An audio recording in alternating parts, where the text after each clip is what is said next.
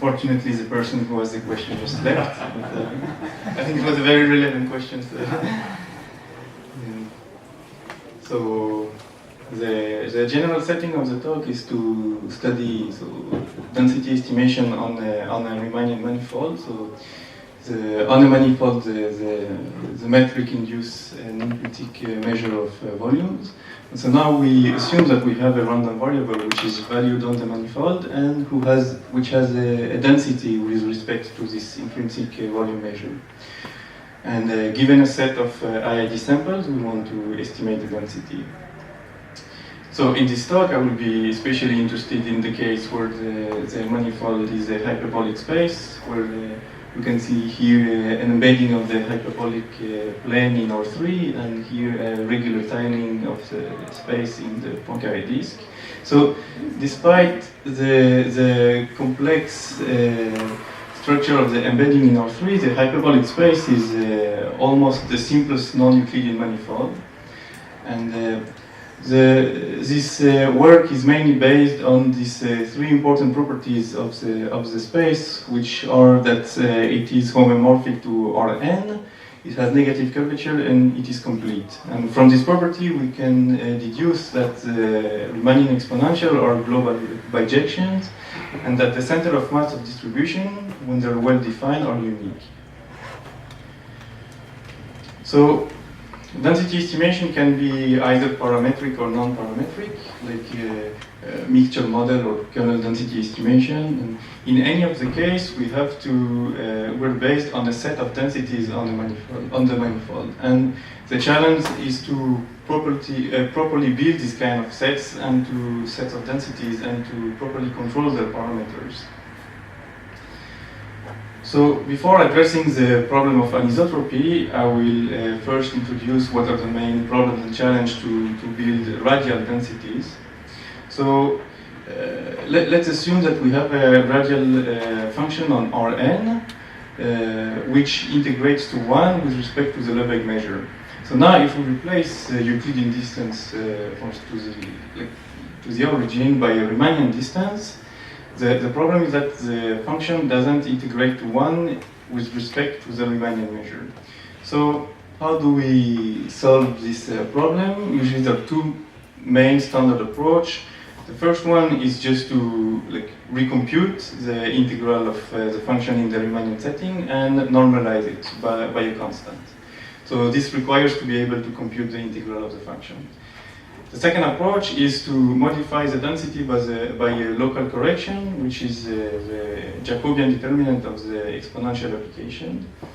And so this Jacobian determinant actually corresponds between the volume change between the Euclidean structure of a tangent plane and the Riemannian volume element. So I will give a special attention to a specific generalization of Gaussian distribution on the hyperbolic space. So here we have a generalization of the Gaussian density. So in this density, it turns out that the Fréchet average, as explained silent before, is simply the parameter x bar. And so there are, in general, two problems. This is how to compute the normalizing factor. And the second problem is that the parameter gamma in the density here is not the variance of the distribution, the variance being defined as the expectation of the square distances to x bar, or to the Fréchet average. So in general, it's not easy to compute the parameter gamma knowing the variance, which is very important in practice when we want to estimate the parameter of the model given a set of IID samples. So it turns out that in the hyperbolic space and in some symmetric spaces, as Salem said before, the normalizing constant is easy to compute, and also it's easy to obtain the parameter gamma knowing the variance. So this distribution they can be used in practice. So now let's talk about anisotropy. So in Rn, how do we control anisotropy? Usually it's by the covariance matrix. So knowing the covariance of a distribution is equivalent in knowing the projection in different directions. So we can try to generalize this notional manifold. So let's consider a random variable of Fréchet average x bar. And now let's consider a tangent vector v at x bar, and let's also consider the corresponding geodesic. So it's possible to compute projection on this geodesic, and then after computing the projection on the geodesic, it's possible to define a notion of variance corresponding to this geodesic. And now, imposing or knowing the variance in a set of direction could be a way to impose and control the anisotropy of a distribution. There are two main problems to this approach. The first one is that in general the projection on a geodesic is an expensive computation. And the second problem is that even if we impose the variance in some direction, it's not easy to actually go back to the parameter of the model. So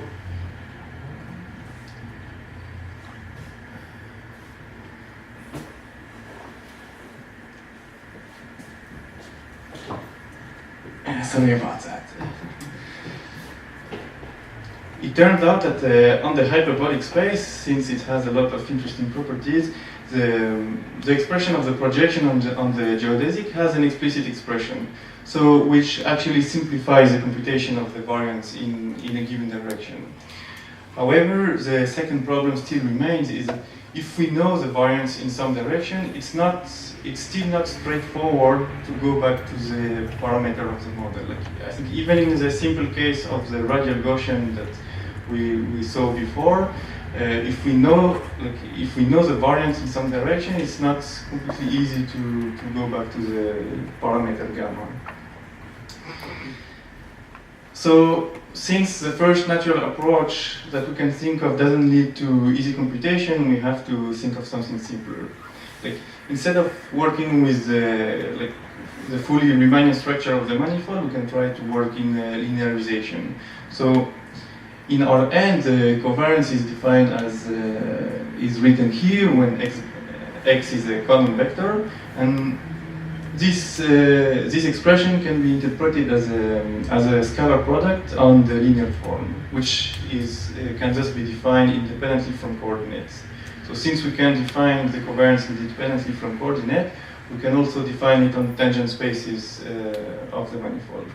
So now, if we have a random manifold a random variable on the manifold with the Fréchet average x bar, we can define the covariance of x as the covariance of the distribution lifted in the tangent space at x bar. So, but we'll see that even when we define things like that, we still have problems in the simple situation. So, now let's consider a generalization of the radial Gaussian density that we saw before by taking u a tangent vector at x bar and gamma a symmetric positive definite matrix in the tangent space at x bar. And now we have a density like this, which corresponds to an anisotropic Gaussian on the manifold. So, beyond the fact that in this case, even in the hyperbolic space, we're not really able to find formulas for the normalizing factor, the main problem is that the parameter gamma is not equal to the inverse of the covariance. And they're linked by an integral relation, which actually we have to invert if we want to estimate the parameter knowing a set of IID samples, which leads to very heavy computation in practice, and which is not nice. Fortunately, things are going to work much better when we build distribution using the local correction, like using the Jacobian determinant of the exponential. So let's take a function from r plus to r plus, such that the norm of the function k, such that the integral of k of the norm of x is 1 on Rn, and such that also on Rn it has a finite variance. So this distribution can define,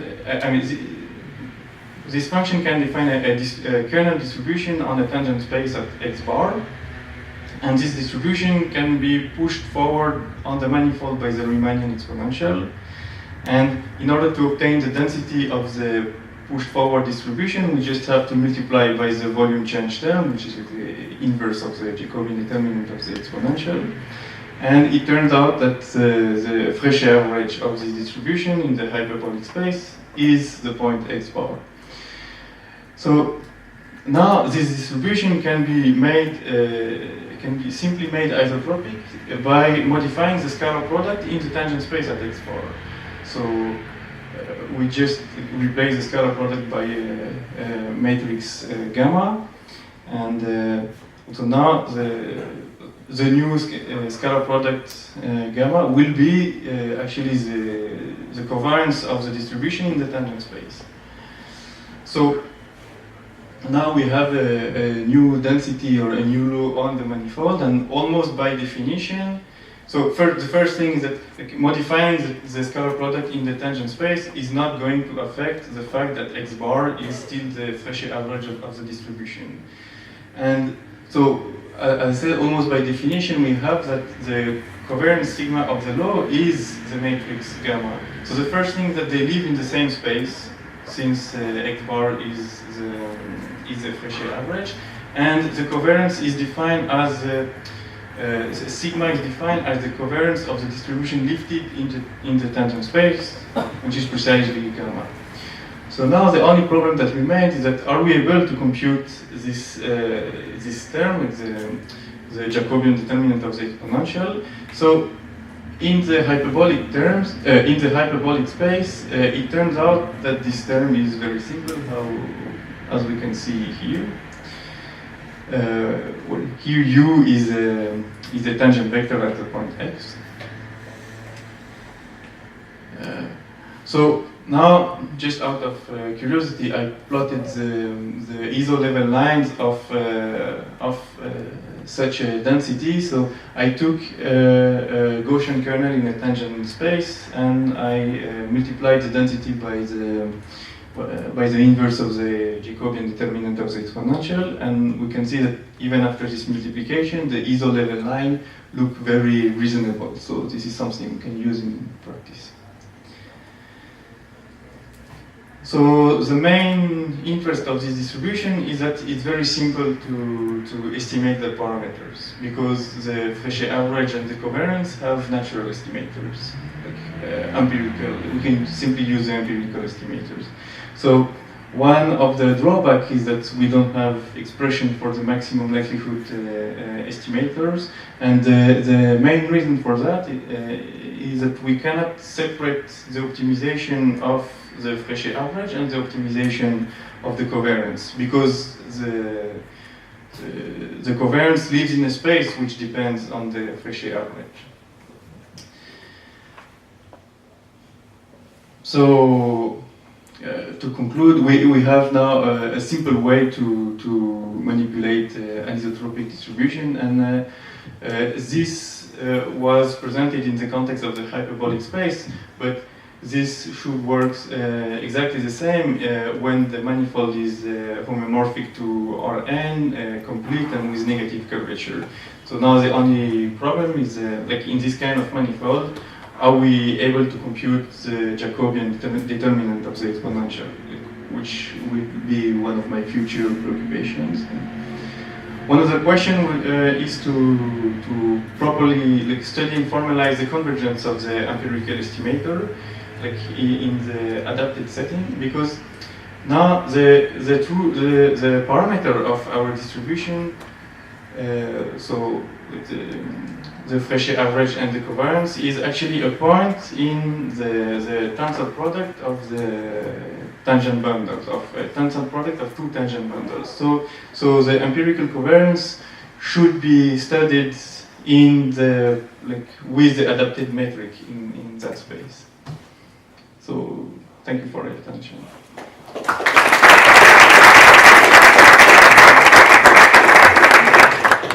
Sure. Yeah, in your first slide, you shift from a geometrical representation to another one. And Yes. really, I did I didn't understand that. Oh yes, sorry. It's It's fascinating. It's not the same thing. Like, one is a parameterization and one is the embedding. Oh. You're talking about this, right? Yeah. Yes. Okay. Yeah, it's just two do that automatically. Is it possible to do that? So I don't know. Maybe there is a misunderstanding, but this is an embedding in R3, and this is a tiling in a parameterization. So these are two just to give two intuitions of the hyperbolic space, but I have an intuition, right. How do you shift from left to right? Really? The solution will be you solve the partial differential equation to find the isometric embedding. Right. Okay. However, there's a theorem that it's impossible to have a complete embedding, so it's only possible to embed a portion of the hyperbolic space into R3. Yeah, so the PDE explodes. This is like a portion. But this is by solving a partial differential equation. Thanks so much. Yeah, any other questions? yeah. There's two of you, I should start. Thank you for your presentation. Could you please clarify the moment with going to tangent space with linearizing the distribution, I think. So when you, I don't remember exactly the slide, when you talk about the covariance matters and you go to the expectation in tangent spaces. This slide? Yes. So how do we define the expectation in the tangent space, or how it is connected with the original distribution? How does it help? When we go back by the logarithm, yes. Yes, I mean the Riemannian exponential and Riemannian logarithm. Like here, the Riemannian logarithm is properly defined because we're on the hyperbolic space and we have the projection. So originally, I mean, your distribution is defined on the manifold, and you can push it forward on the tangent space by the logarithm. So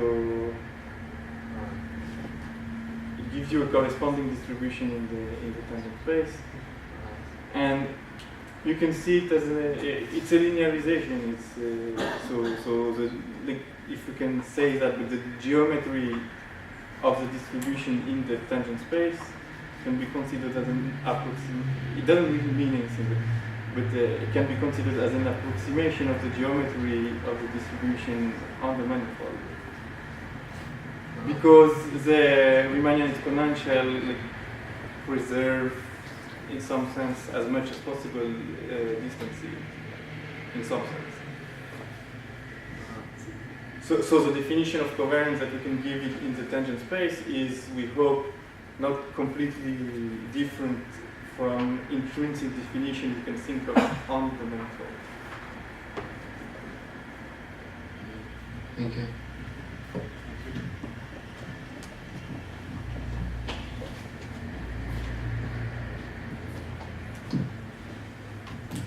Thank you. How does this differ from the approach of just saying I take normal coordinates and in normal coordinates, which gives me the homomorphism to Rn, I would say, and taking a usual Gaussian with centered with some covariance matrix there? Is this the same? How does it differ? So you work in a parameterization, and in this parameterization you put like a standard Gaussian distribution. In normal coordinates, right?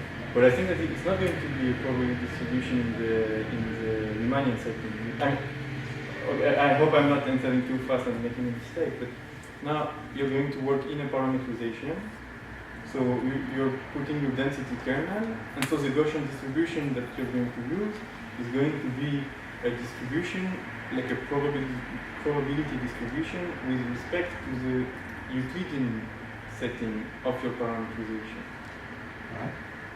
And actually what we want is a density which integrates to 1 with respect to the remaining set. But I mean, isn't that what you do with your how you define your Jacobian or redefine? You know, how did you take the Jacobian into account? Just being this Jacobian that goes between the normal coordinates and your Riemannian metric on the manifold. So, And so so this is just what you do. Maybe I'm mistaken. no, but like, what does it mean? It means that in the like in the normal coordinates, maybe I don't know enough, but what you're saying is that in the normal coordinates, the Lebesgue measure of the coordinates is equal to the Riemannian measure. No, if you take So in that case, then except for the factor of the Jacobian maps between the normal coordinates, so the exponential mapping that goes between the normal coordinates and your Riemannian manifold, So which you- is exactly the factor that you've taken into account in your Greek definition, I think. So that I would think that if you try to express the density with respect to the Lebesgue measure in normal coordinates, which you would just get as standard Gaussian. Is that true, or am I mistaken? I'm not sure. Maybe we can continue the discussion later, also because I think that what you're saying implies that the Riemannian measure is the Lebesgue measure in the. So maybe, okay, maybe also. Maybe I'm we wrong, discuss but this we can offline. continue, Yeah. yes. Okay, thank you. So we don't have time for any more questions. I'm sorry, we should need to go on. Let's thank the speaker again.